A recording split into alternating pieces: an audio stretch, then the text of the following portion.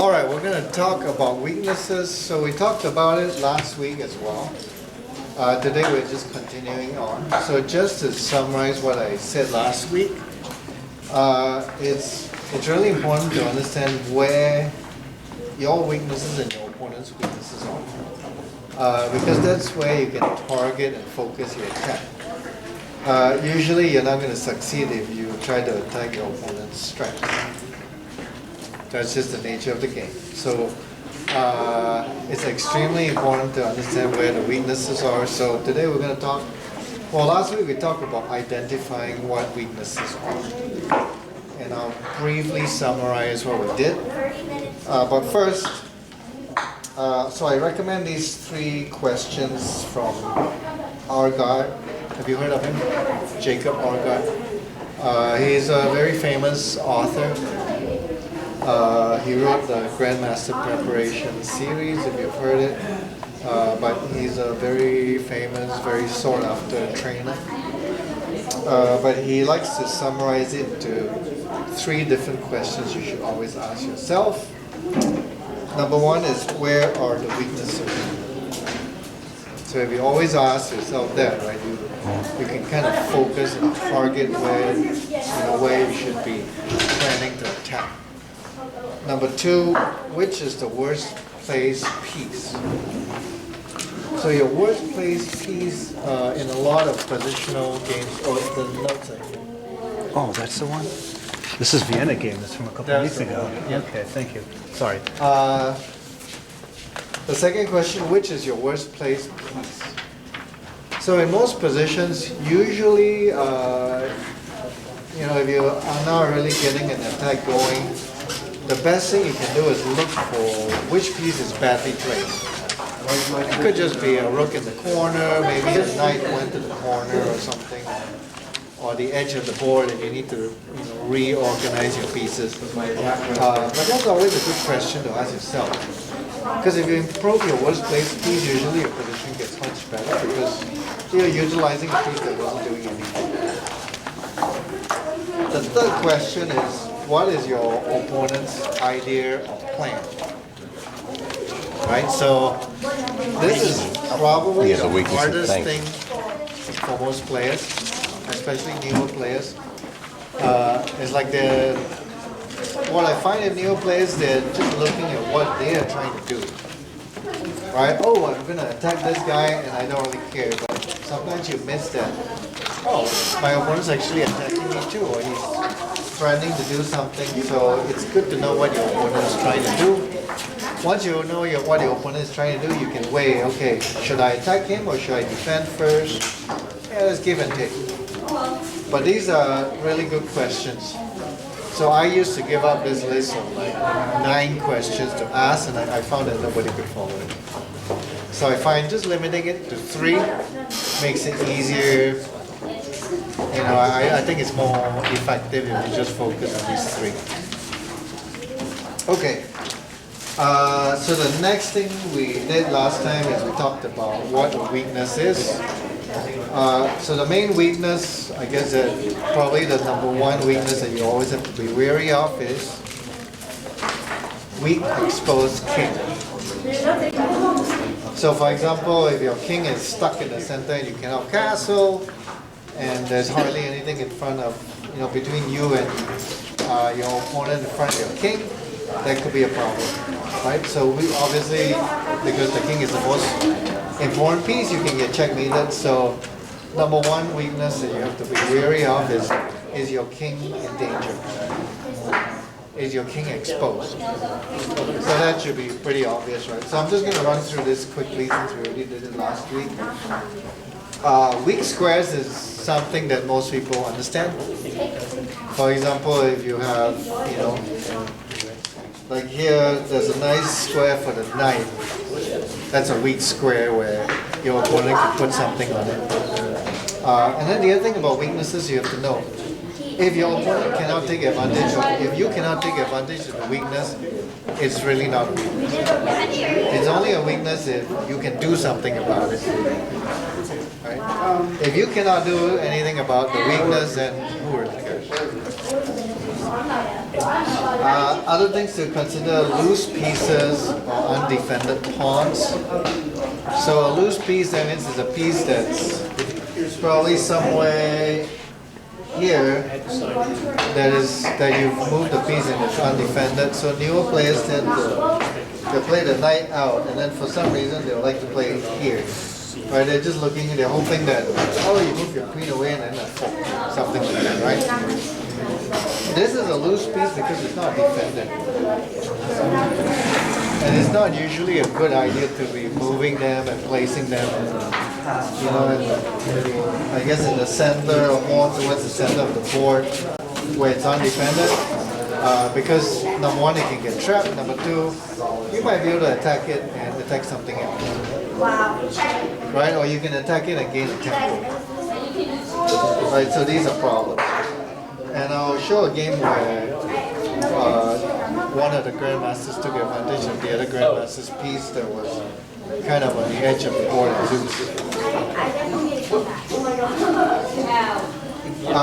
other things to consider, say you reach an endgame. So if I reach an endgame and say I have pass pawn that's just running down. Obviously you have to stop the pawn. So this is actually a strength for one side and a weakness for the other side. Right? Because if I queen this pawn in an endgame, I'm going to just have a huge material advantage, right? So the number one thing the defender has to do is to stop the pawn. Which means I'm going to have to bring all my resources to stop the pawn. Which means it could make me vulnerable in other areas. Right? So this will be a weakness for the defending side, a strength for the guy with pass pawn. If your pieces are coordinating well and attacking well, that's a strength and a weakness for one. So strength for the side who has the better coordinated pieces, and a weakness, the coordinated pieces are attacking something. That's going to be a weakness for the defender. Poorly placed offside piece, which usually happens when, like a knight maybe gets stuck here. Right? Everybody knows the knight, like there's a famous line, right? Yep. So everybody knows. So yeah, the knight is usually not good at the corner, or bishop stuck behind. So if your bishop is stuck behind a whole bunch of pawns, usually it's not very good. So things like that, or if your rook gets stuck somewhere and doesn't get developed. Now we're going to talk about static weaknesses or permanent weaknesses versus temporary weaknesses. So William Steinitz, have you guys heard of Steinitz? He was the first world champion. So he made this list. Usually it's pretty accurate, but like I have always said with rules, they're 70% accurate. So most of the times they apply, but there's always situations where they might not. So he's listed permanent advantages, material advantage. Usually that's a permanent advantage. Bad king position, it could be permanent depending on the situation. Pass pawns, weak pawns, all the things that we talked about. Temporary advantages. The big thing about temporary advantages is they're only going to be there for a short while. Right? Permanent advantages, if your opponent has a permanent weakness, you don't want to go crazy. You take your time and pressure him and keep, drag that weakness on for the rest of the game. If you only have a temporary advantage, so a temporary advantage could be you have everything developed but your opponent is not fully developed. Right? That means he's going to get developed soon. So you have a small window of opportunity to hit him before he develops. Right? So that's an example of temporary advantages. Poorly coordinated pieces, a piece that is misplaced, those are temporary things. So it's important to know what weaknesses are and whether they are permanent or temporary weaknesses. temporary, if you identify that, you gotta hit that. You gotta hit him quick. Otherwise he's gonna recover and the weakness is gonna be gone. Permanent, you take your time. Right, it's gonna be there most of the game. So you don't go crazy. Like if there's a permanent weakness, don't start sacrificing and going for mating attack. Right, it doesn't make sense because you have a weakness and you can just keep pressuring and slowly increase the pressure. That's why it's better. Right, if it's a temporary advantage, maybe you go for the sacrificial attack. But you have to weigh the pros and cons. All right. Creation of weaknesses. So a lot of times some players are pretty solid and there might not be weaknesses in their position, or there might be issues where, so a classic example is something like this.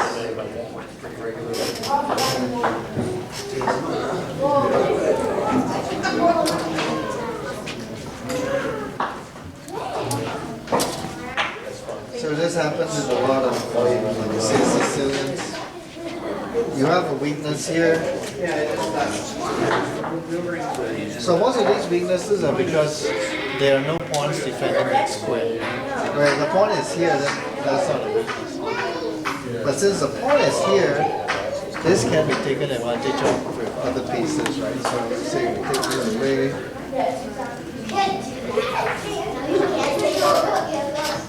So to make this a weakness that you can use, you want to just get rid of the defender. So this is one example of creating weakness. Thank you. You're welcome. Other examples of creating weaknesses are like, so this is a nice little example.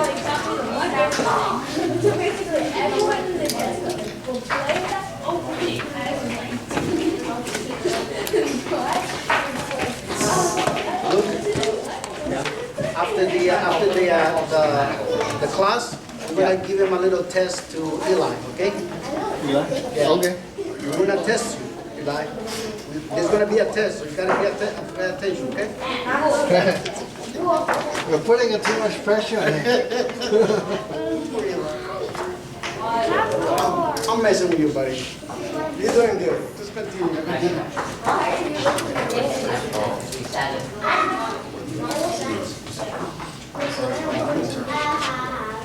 All right, so you got a position like this. What do you think white should do here? How do you create weaknesses in the black position? So there's already one weakness here that you can use, right? But there's two pieces that need it. And I think if anybody has done endgame lessons with me or been through some of my endgame lectures, I always tell you that in most of these positions, if there's only one piece, you need your king to get into the position as well. So you need both pieces to penetrate the win. Both pieces need to get into the black position.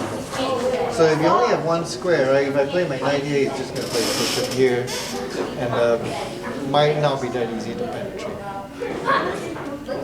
So what do you think white should do to create an extra room for? Yes. Yeah. So what you do is you weaken the pawn structure. Okay. Anyone see why this weakens the pawn structure? Anyone? Or anyone doesn't understand why it weakens the pawn structure? Arna? Yep. That's right. So you're removing the defender. There's only one pawn defending this. You're basically saying, I'm going to get rid of the defender. Now if I capture, you capture. Now my knight is this square and my king is this square. And then you slowly get your pieces into the position and black is in trouble. Right? If you don't do that, black is still going to have counterplay. Might still be winning. But this, there's no doubt the knight is going to go in here. My king will eventually go in here. Once the knight goes in here, right, this king is kind of stuck. And then eventually he's going to have to give way for this king to get in, and you'll get both your pieces in, and it'll be an easy win. Okay, but this is another example of weakening the opponent's pawn structure and creating weaknesses for your pieces. So you need to be on the lookout for how do I create these weaknesses in my opponent's position. Alright,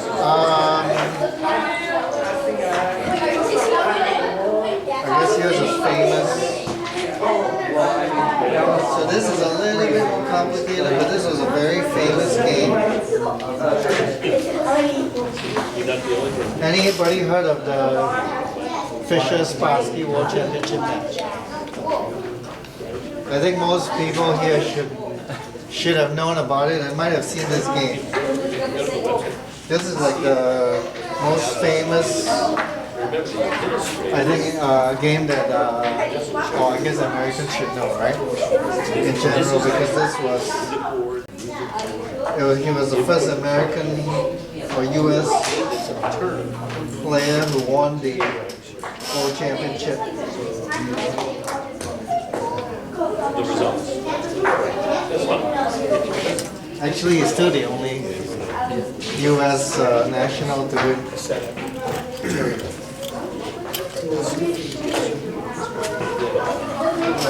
Queen.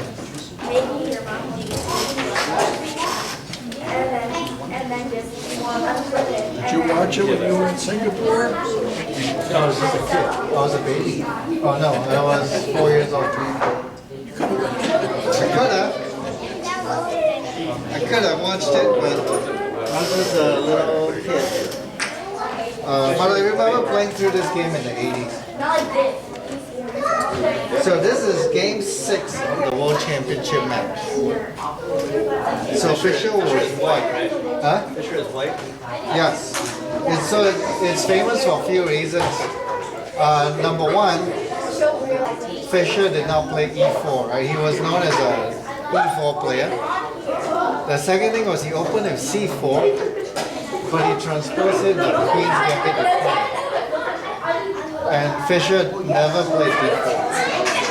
But in this, in the match, he was playing everything under the sun. Right? So he opened his c4, but it became a queen's gambit, and everybody was like, what? Fischer is playing a queen's gambit? How is that possible? He never plays anything but e4. Right? Okay, so white to play. How should I attack black's pawn structure?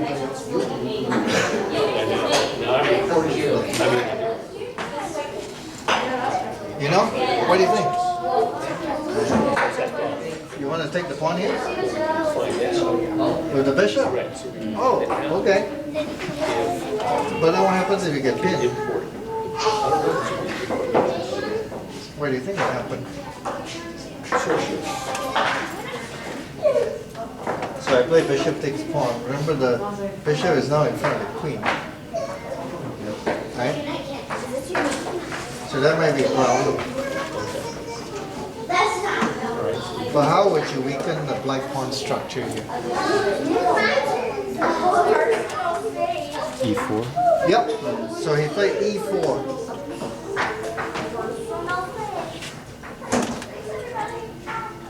So if I take this, right, I mean, you're going to have double pawns. But now you're going to create a weakness here that has to be defended. So he's kind of, his pieces are awkwardly placed. So what if push pawn? So this is what happened in the game. Good job, Eric. No, I'm just It saying. shows Spassky's move. Oh no, I mean I just like. So after you played d4, right? What happens is now this pawn structure is weakened, and the bishop is going to come here and take advantage of this diagonal. Which is what happened in the game. So after e4, right? Now this pawn structure is being compromised. Which is what happens in a lot of openings, like if you play, say, the French or whatever, you play e4, e6, d4, d5, right? d5, he's attacking the pawn structure, forcing you to move some of the pawns. Okay, but this is kind of the same idea. You're forcing like pawns right next to each other like this, they control 4 squares. But once you break it up and you play something like this, right, now you're controlling squares here, but you're losing control of the white squares. So e4 creates weaknesses. Okay, so this is how you attack and damage pawn structures.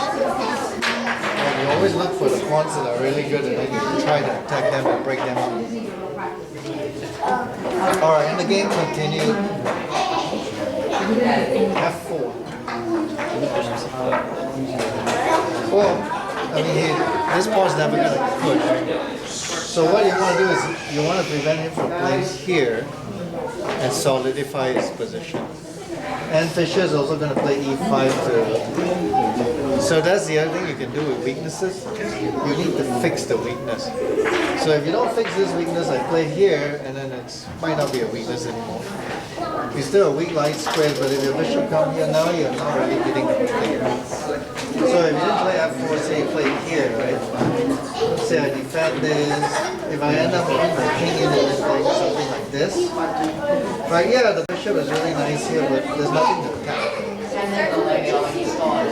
So Fischer realized that he's like, I have to fix this weakness. So he played f4, and then he's going to play e5 here. So the game continued. Queen e7, and he played e5. So now I'm going to play my bishop here and pressure this, and then I also have threats to break open the position in f5. So we have different ratings. Bishop c4, so go this king in.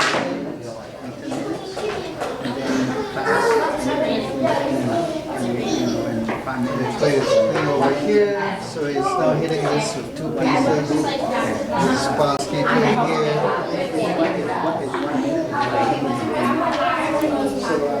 D3. And here you go in the position at the right time. So now this pawn is really strong, but the light squares are really good. But it's just a good example of how you target weaknesses and take advantage of it. You see somebody have the personalized. The next probably important thing is one of the things that you want to do is to target pieces that are out of play. Or if you can push some pieces into bad positions, it gives you time to attack it. So this is a fairly famous game too. Guys.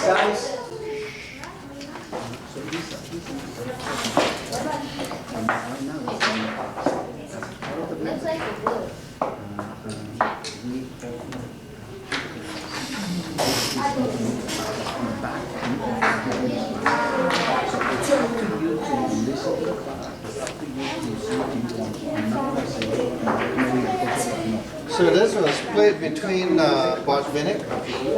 Hopefully you've heard of Botvinnik. He was the sixth? I think it was the 6th world champion. So he was like the first of the, well, he was kind of the father of the Russian chess school. He was world champion in 1948.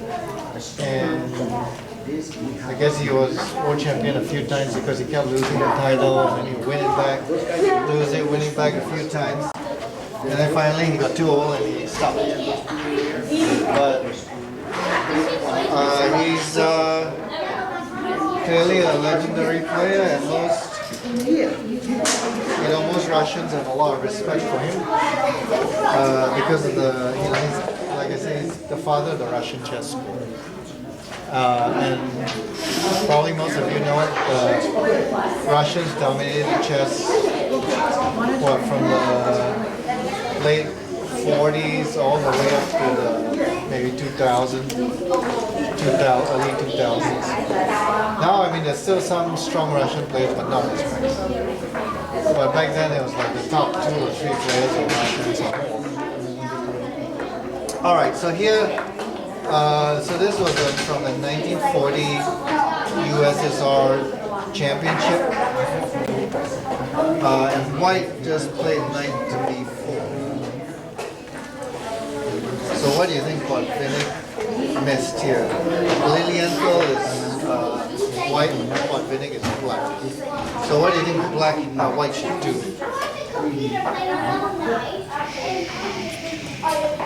So he's trying to take advantage of this knight. So he played this, the knight jumped here to attack the queen. Oh no, I think he played knight here.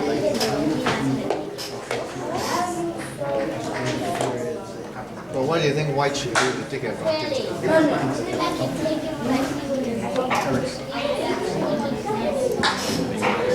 What?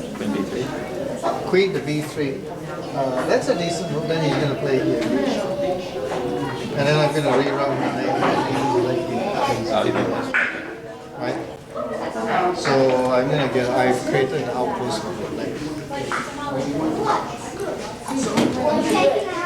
So queen b3 is okay, but it's not the best move.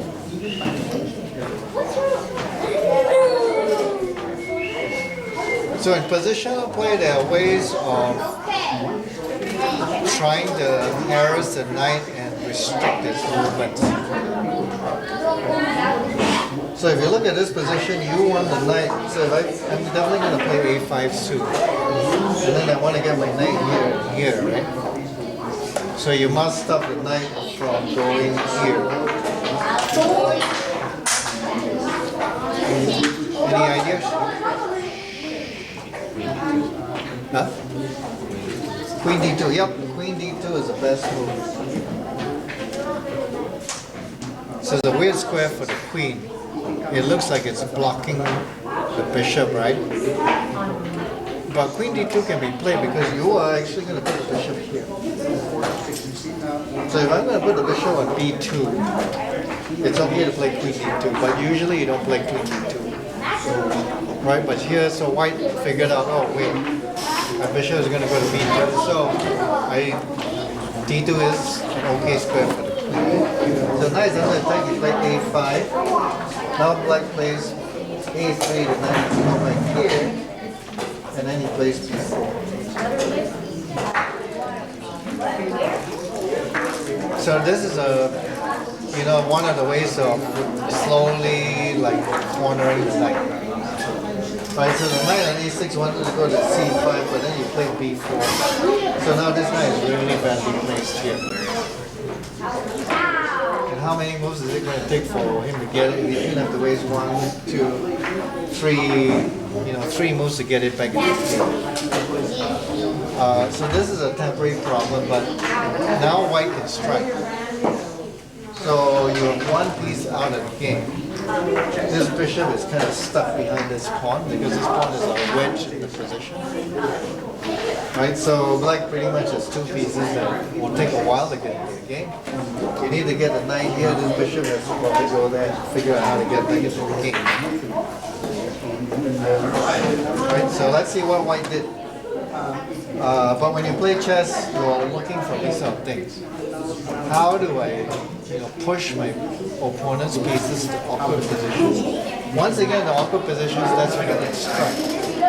You have a small window, like I said, 3 moves for the knight, maybe 1 or 2 moves for the bishop. So you have maybe 3 or 4 moves before he gets his pieces into play.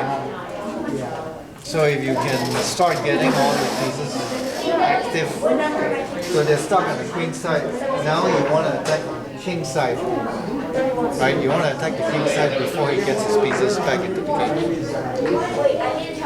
Right, so you can see, everybody can see hopefully that this pawn here is really restricting the black position. Alright, so the game continued. Queen d2, f5, b4. Bishop to f6. Attacking the rook. Bishop to b2.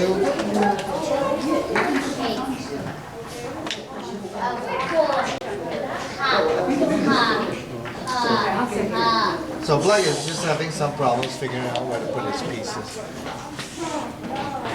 So here bishop.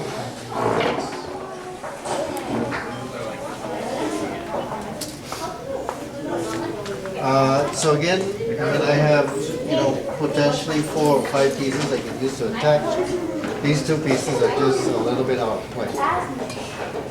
So let's see what, white does with the time. Well, I'm letting you. 93. So you can see that from there to D6.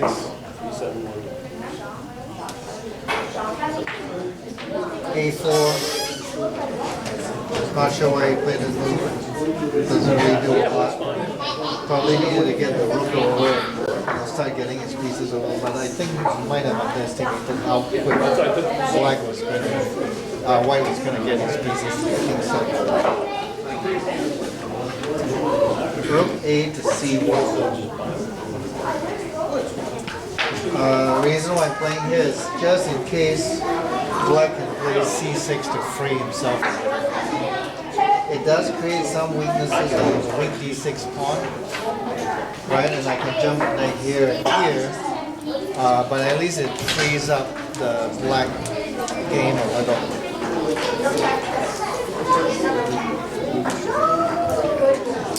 Queen to F7. Attacking this pawn, so knight F4, but now the knight is just going to the square he wants to get to. So bishop C8, this is forced. Right, but even if I play here, can I capture the knight? No, right? So if I capture the knight, if I capture this back, I'm attacking the queen, the bishop is hitting the rook. But here white just takes his time, he plays rook to C3. He's starting to get all his pieces into the attack. Bishop D7. So he's wasting a lot of moves getting his pieces into the game. Rook F to C1. Now I'm attacking this, so your knight is permanently stuck here. Right? It's too late, he's not going to get your knight back. You need the knight to defend that square. H6. I guess he wanted to play F5, G5 eventually. But that's probably not that useful because white just plays H4.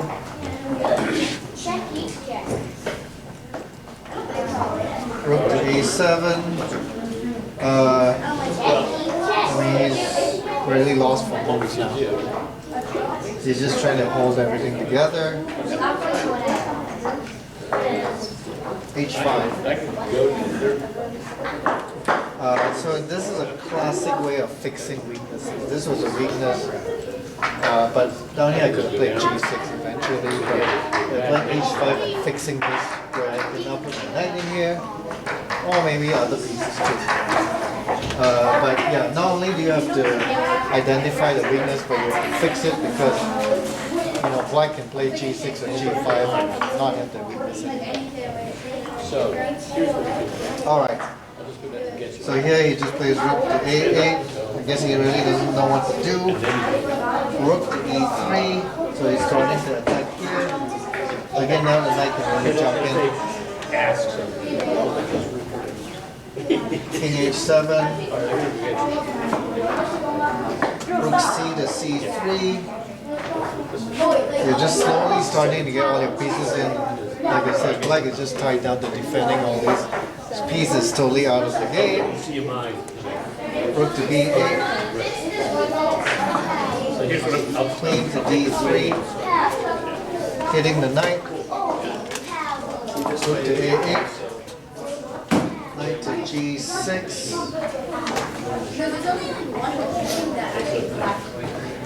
Here it looks like Botvinnik got impatient and decided to sacrifice the exchange.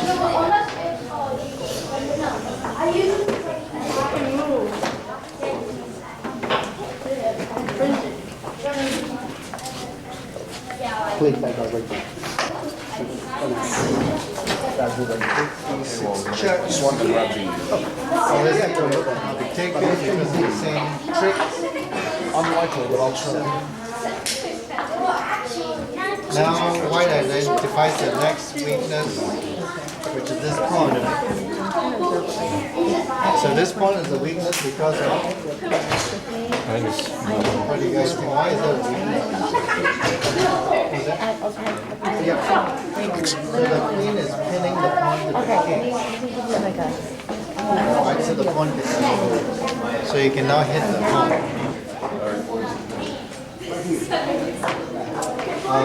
So here after check, hitting the pawn. So here I think he's just getting desperate. He's just trying to open up the opening. So this works because the rook can capture the thing off the side. So he's just trying to break open the position and create as much complications as possible because obviously black is just lost. E5.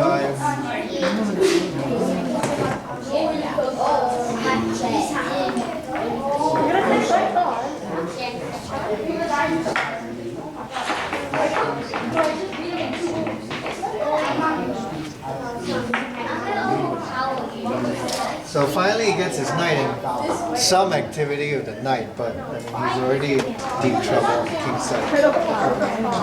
F6 check. So it's just a discover check. G8. Rook to C4. Alright, so obviously you're going to get a rook here. Again using the pin. Rook to E8. Rook to G4. G5. Rook takes rook. Bishop takes rook. Rook to E4. So the rook is probably just going to go down somewhere.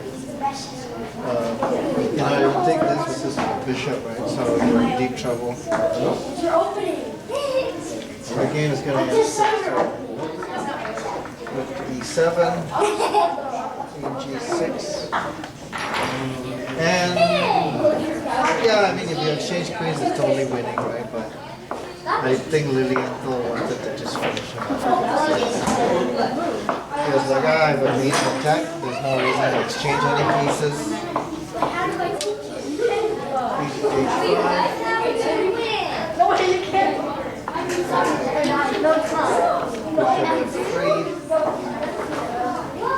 To G6 again. Rook takes. And black resign because I take it back this way. What did they? Yeah, Queen H7. Running mate there. And you know, basically you place it check. Lose these pawns. Bishop is coming in here. Game over. So hopefully you get an idea of what to do when you've identified a weakness. You created a problem where the knight is stuck. His pieces are just all stuck on the queen side. And then you launch an attack because you had the opportunity to. All right. I guess there's another Fischer game here that was really interesting. I guess we have a little bit of time. We'll look at this Fischer game.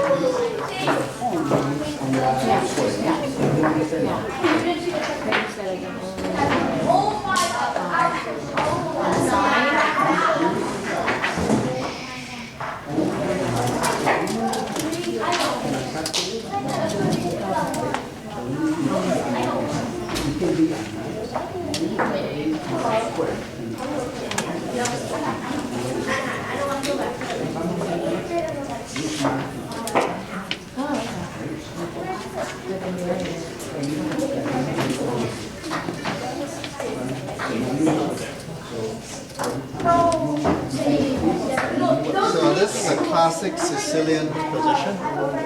If you guys are familiar with Sicilian defense,